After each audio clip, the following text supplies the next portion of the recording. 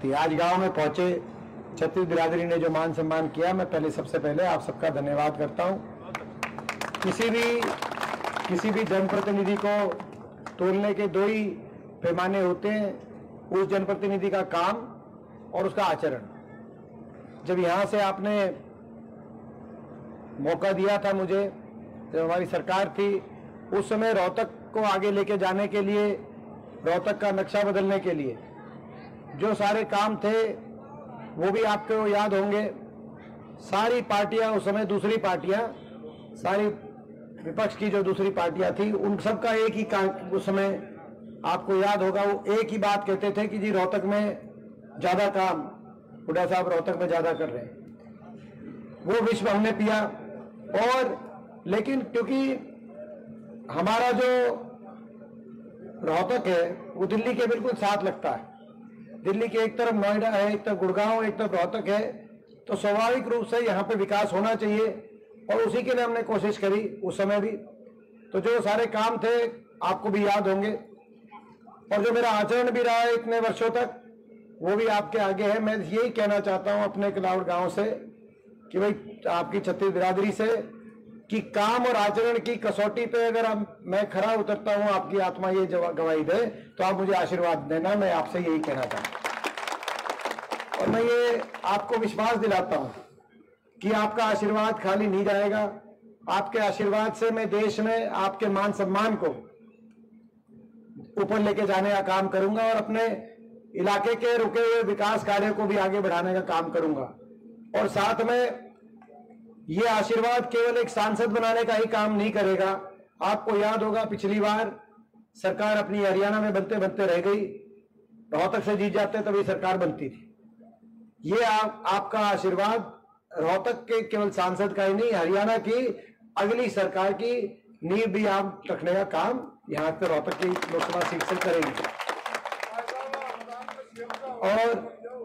और आपने देखा होगा बीजेपी की सरकार में आज हर वर्ग प्रदेश में दुखी हो चुका है।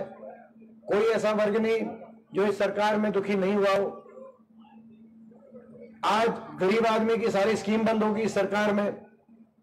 100 गज के प्लॉट की स्कीम इन्होंने बैन लगा दिया। मकान की स्कीम, बहुत ही कोई इक्का दुक्का कहीं मकान आए तो आए, नहीं तो 10 साल में मकान नहीं आए गरीब आदमी के। किसान पे कितने जुल्म ढाए वो भी आपके आगे है। कर्मचारियों पे लाठीचार्ज हुआ ओल्ड पेंशन स्कीम के लिए। देश में सबसे ज्यादा बेरोजगारी आज हरियाणा में होगी। पढ़े लिखे बच्चे, कोई नौकरी नहीं, कोई कहां जाए क्या, कोई रोजगार नहीं, ऐसी स्थिति हो गई। दूध दही का खाना था ऐसा हरियाणा था, अब नशे में नंबर 1 हरियाणा हो गया। नशे में बढ़ोतरी में भी देश में सबसे आगे हरियाणा, बेरोजगारी में, नशे में, इसमें हरियाणा का नाम आ गया। अपराध दर, हरियाणा में अपराध भी बढ़ गया, तो अपराध दर भी बढ़ गई। तो ये स्थिति हो गई हरियाणा की। आज पटरी से, विकास की पटरी से उतर गया हरियाणा। मेट्रो का आखिरी खंभा जो मैंने मंजूर कराया था, बहादुरगढ़ में मेट्रो जो मैं लेके आया था, साकोल में जो आखिरी खंभा, उसके आगे आज तक एक खंभा नहीं है, मेट्रो आगे बढ़ी। अभी तक अगर अपनी सरकार होती, आप समझ सकते हो ये मेट्रो रोहतक पहुंच चुकी होती और हमारे इलाके में कितना विकास और अपना आने वाली पीढ़ी का अच्छा भविष्य हो सकता था। लेकिन वो विकास की पटरी से हमारा इलाका भी उतरा, हरियाणा भी उतरा। और इस सरकार में हर वर्ग की अनदेखी हुई। हमारी बेटियों की किस तरीके से दिल्ली की सड़कों पे हमारी बेटियों को सीटा गया, वो देश के सामने एक नजारा ऐसा प्रस्तुत किया गया जिसका कोई देश के इतिहास में दूसरा कोई वर्णन नहीं होता। तो ऐसे में पूरे प्रदेश में लोगों ने मन बनाया बदलाव का। प्रदेश के कोने कोने से बदलाव की आवाज आ रही है। कहीं भी आप जाओ, कहीं भी चेक करो, एक ही बात आ रही है कि बीजेपी की ये सरकार जारी है और हुड्डा साहब के नेतृत्व में कांग्रेस पार्टी की सरकार आ रही है। और सरकार आते ही, प्रदेश में सरकार आते ही हम कुछ काम करेंगे। सबसे पहले अपने बड़े बुजुर्गों की 6000 बुढ़ापा पेंशन करने का हम काम करें। उसके साथ साथ हम अपनी जो हर महिला है, घर में जो सबसे बड़ी महिला जो कामकाज संभालती हैं, उनको प्रत्येक हर महीने 8,500 यानी कि साल के 1 लाख रुपए उनकी जो गृह लक्ष्मी योजना के माध्यम से, ताकि महंगाई से राहत मिले, घर चलाने में राहत मिले। और इसके साथ अग्निपथ योजना को खत्म करके फौज में पक्की भर्ती हम शुरू कराने का काम करेंगे। और इसके साथ साथ कर्मचारी को ओल्ड पेंशन स्कीम और किसान को एमएसपी की गारंटी, जिसपे किसान आंदोलन हुआ था, वो करने का काम करेंगे। कुल मिलाकर ये मौका है राज लाने का, ऐसा मौका जो अगर मैं समझता हूं कि ये राज अपने आएगा तभी हमारा इलाका आगे बढ़ेगा। मैं पूछना चाहता हूं, कलावड़ गांव से छत्तीस बिरादरी बैठी है, भाई ये मौका चुकोगे तो नहीं? मैं आप सबसे पूछना चाहता हूं। ये मौका है, राज आ गया तो अपना इलाका आने वाले समय में गुड़गांव और नोएडा के बराबर का विकास अपने एरिया में भी होगा, हरियाणा भी बचेगा। ये लड़ाई हरियाणा को बचाने की लड़ाई है। ये लड़ाई बाबा साहब के संविधान को बचाने की लड़ाई। आपने सुना होगा, बीजेपी वाले कहते हैं कि बाबा साहब के संविधान को तोड़ेंगे। मैं बीजेपी वालों को कहना चाहता हूं, बाबा साहब के संविधान को तो हम आज भी नहीं आने देंगे। कुछ तोड़ेंगे तो हम बीजेपी के घमंड को तोड़ने का काम करेंगे, ये हम कहना चाहते हैं। मैं कहना चाहूंगा कि भाई आप 2 मिनट बैठने की बात थी, तो 2 मिनट के मतलब उसके बाद जाऊंगा, चला ही जाऊंगा उसका, तो आप जो है तो ये तो 2 मिनट की बात है। तो ये लड़ाई हरियाणा के भविष्य को बचाने की लड़ाई है। ये लड़ाई बाबा साहब के संविधान को बचाने की लड़ाई है। ये लड़ाई हमारे इलाके के भविष्य के लिए और यहाँ के विकास के लिए लड़ाई है। इसीलिए ये राज बदलना जरूरी है, बदलाव लाना जरूरी है।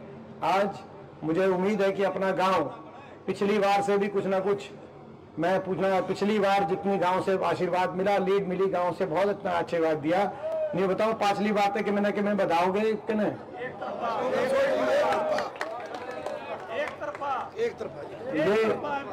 ये पिछली बार से अगर, क्योंकि देखो पिछली बार से बढ़ाना जो है उसका तरीका यही है कि जब छत्तीस बिरादरी की डोरी पे जाओगी तो छत्तीस बिरादरी के द्वार जाएगी और ये कहेगी कि भाई ये हमारे इलाके के भविष्य के लिए, नेक्स्ट जनरेशन के लिए ये जरूरी है कि भाई हमारा इलाका विकास की तरफ आगे बढ़े, जिसके लिए जरूरी है राज अपने आए। तब मैं समझता हूं जो है ये बात बनती है। नहीं मैं कहूँ तो मैं कर लूँ। देखो ज्ञापन में गांव की समस्या आप समझने की कोशिश करें। आप अगर आप बैठे गांव की आप समस्या एक मेरे को मैं आपसे पूछना चाहता हूं, जब अपनी गवर्नमेंट आई, आप समझो किसी ने कहा कि भाई पावर हाउस लगाओ, हमने कहा जी 8,000 करोड़ से थर्मल का कारखाना लगवाओ।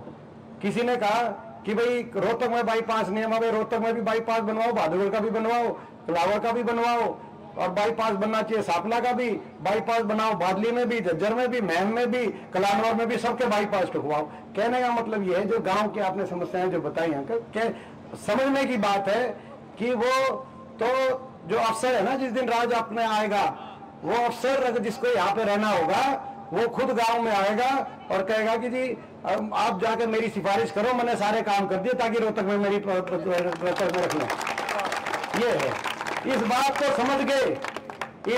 समझ गए। नहीं तो देखो एमपी एमएलए तो पहले भी बनते थे, रोहतक से दिल्ली तक किसी सड़क पे एक शहर का बाईपास तक नहीं बना था 2004 से पहले। एमपी एमएलए तो ये तो देखो ये बात कोई कारण होगा कि मेट्रो बहादुरगढ़ खड़ी रही है। मेट्रो जो जहां पे लेता था 10 साल तक मेट्रो नोएडा से ग्रेटर नोएडा पहुंच गई, मेरठ तक आरटीएस पहुंच गई। तो ये मैं समझता हूं कि ये समझने की बात है।